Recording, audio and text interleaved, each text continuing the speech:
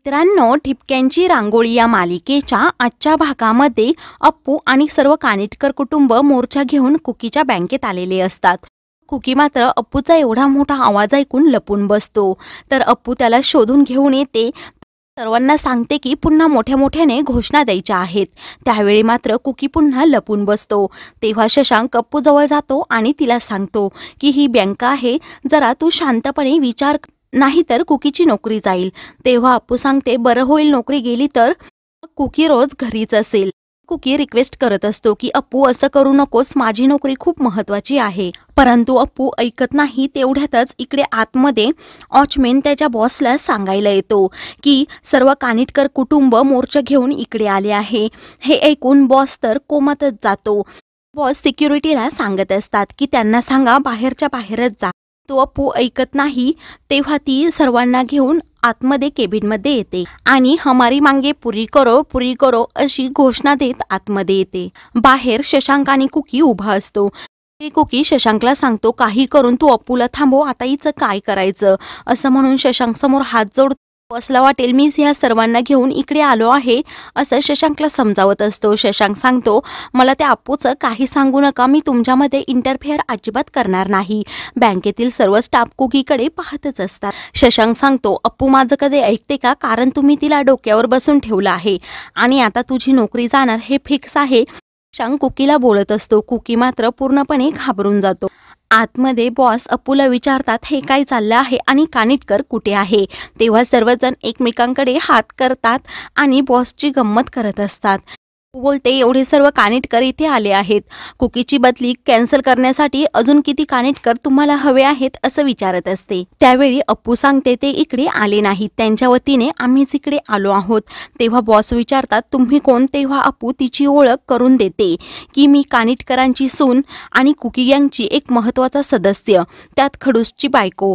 तेव्हा बॉस तर अजूनच कोमात जातात. अप्पूचं हे सर्व बोलणं शशांक आणि कुकी ऐकत असतात.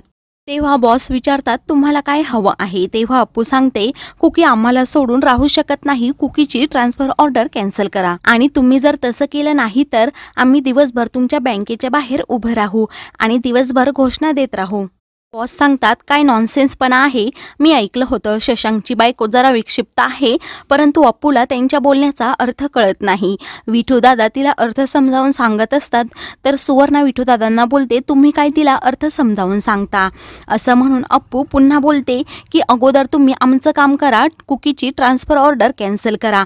असं म्हणून ती पुन्हा जोराजोरात घोषणा देऊ लागते. तर बॉस अजिबात तिचं ऐकत नाही.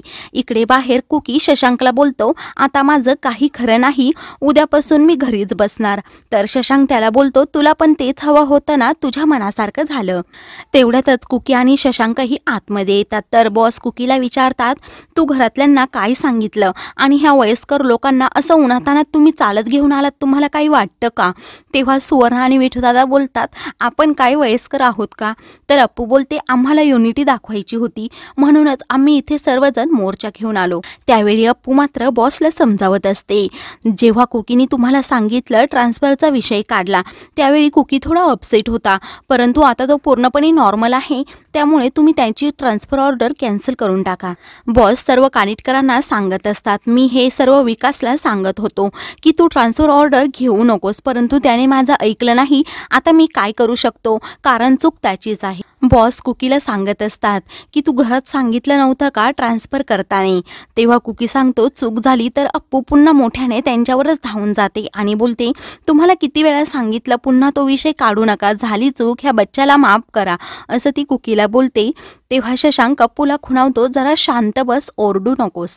तर बॉस अप्पूला सांगतात की सर्व प्रोसिजर झाली आहे, माझ्या हातात काही नाही. असं म्हणून ते खुर्चीवर बसणार, तितक्यात अप्पू त्यांच्यावरच धावून जाते. बॉस मात्र चटकन जागेवरून उठतात. तेव्हा अप्पू दान कणकाठी त्या टेबलवर आपटते आणि जर तुम्ही काही करणार नसाल तर मीच आता काय करते ते पाहाच असं त्यांना प्रत्यक्ष धमकावतेच. त्यांच्याकडे नजर रोखून पाहत असते. तेव्हा घरातील सर्वजण अप्पूकडे पाहतच राहतात. तर शशांक अप्पूला मागे ओढतो आणि बॉसला सॉरी बोलत अप्पूला सांगतो की जरा शांत बस. अप्पू शशांकला सांगते, मला जे पाहिजे ते मिळालं नाही तर मी शांत अजिबात बसणार नाही. तेव्हा बॉस सांगतात की मी तुमच्या कुटुंबाच्या प्रेमाचा खूप आदर करतो, त्यामुळे मला विकासने आज एक शब्द द्यावा की तो कोणताही निर्णय तडकाफडकी कधीही घेणार नाही. तेव्हा सर्वजण कुकीला सांगतात की बॉसला सांग की तू कोणताही निर्णय तडकाफडकी घेणार नाही. तेव्हा कुकी हात जोडून बॉसला आपला निर्णय सांगतो की मी कधीही तडकाफडकी निर्णय घेणार नाही. बॉस सर्वांना सांगतात की कुकीचं त्या दिवशी मन खूप अस्वस्थ होतं, त्यामुळे मी त्याचा अर्ज पुढे पाठवला नाही. मला माहीत होतं की नक्की काय घडणार होतं. तेव्हा घरातील सर्वांना समजतं की कुकीची ट्रान्सफर झाली नाही. घरातील सर्वजण खूपच खुश होतात आणि आनंदाने उड्या मारू लागतात. तेव्हा अप्पूचं सर्वजण कौतुक करत असतात. तर बॉस पण शशांकला सांगतात तुझी बायको मनाने खूप सच्ची आहे. तिचा खूप अभिमान वाटतो की ती तुमच्या कुटुंबाचा एक हिस्सा झाली आहे. सर्वांना पटतं की अप्पू खरंच खूप चांगली आहे. शशांक प्रेमाने अप्पूकडे पाहतच राहतो. शेवटी कुकीची बदली रद्द होते व कानिटकर कुटुंबामध्ये आनंदाचं वातावरण असतं. दुसऱ्या दिवशी दीपाली भास्करला चहा देते. भास्कर तो घेण्यासाठी नकार देतो आणि तू कानिटकरांच्या घरी अशी का वागली असं विचारत असतो. दीपाली सांगते तुझ्या लग्नाची सर्व तयारी झाली आहे, त्यामुळे तू एवढं टेन्शन घेऊ नको आणि मी तुला सांगितलं ना, मी फक्त मस्करी करत होते. तेव्हा भास्कर सांगतो ती दीपाली जरा वेगळीच होती. मी त्या दीपालीला आजपर्यंत कधीच पाहिलं नव्हतं. असं म्हणून तो दीपालीजवळ जातो आणि तू वेगळीच दीपाली दिसत आहे असं बोलतो आणि तिला प्रत्यक्ष तोंडावर विचारतो की तू ह्या लग्नामुळे नाराज आहेस का. दीपाली बोलते मी नाराज असले तरी तुला काय फरक पडतो. भास्कर बोलतो मला फरक नाही पडणार मग कुणाला पडणार. भास्कर दीपालीला शब्द देतो विद्या घरात लग्न करून आली तरी आपल्या तिघांच्या नात्यामध्ये कुठलाही फरक पडणार नाही. यावर मात्र दीपाली हसते आणि तू विद्याशी लग्न करतोय हे लक्षात ठेव असं भास्करला सुनावते.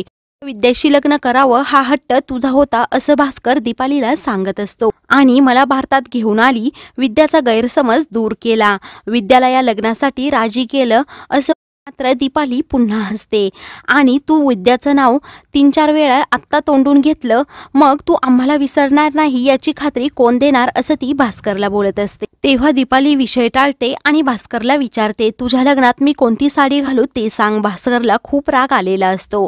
तर दुसरीकडे कानिटकरांच्या घरी साड्या खरेदी करण्याची लगबग चालू असते. सर्वजणी खूप खुश असतात. तेव्हा अप्पू बोलते मी असं पहिल्यांदाच पाहिलं आहे. साड्या घरी घेऊन येतात मग शॉपिंग केली जाते, हे तर मला खूप आवडलं. सर्वजणी एकमेकींची गंमत करत असतात. तर भाभी आत्या मात्र खूप नाराज असतात.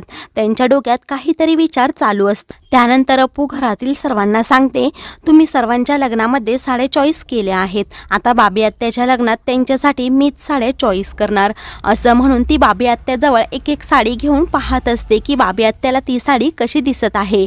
अपर्णा आणि मानसी एकमेकींना खुणावत असतात.